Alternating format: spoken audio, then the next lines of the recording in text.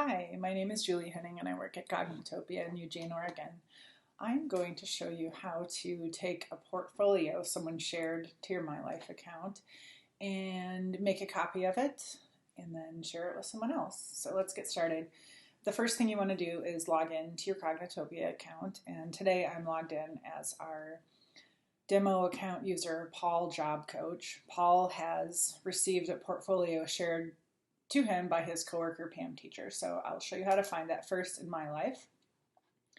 This is Paul's main account, his default portfolio, and I'm going to go in the options menu and select manage portfolios. If you scroll down to the bottom of this window, you'll see something called portfolio shared with you, and you can see that Pam teacher shared her extended school year portfolio with Paul. So the first thing that you want to do is make a copy. Are you sure you want to make your own copy of Pam teacher's portfolio? Yes, I do.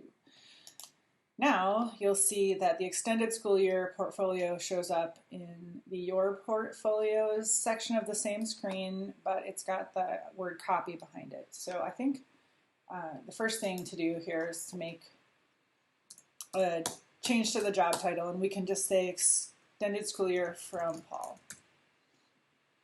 And the way to verify that that happened is that you can click on the name and you can see here that this portfolio updates to extended school year from Paul, and he can always go back and rotate between anything in his portfolio list just by clicking on the name. So let's close this and go back to this extended school year from Paul and say he wants to share this with his students or the people he coaches. So we'll have this up on the screen, select the options menu again and say share MyLife.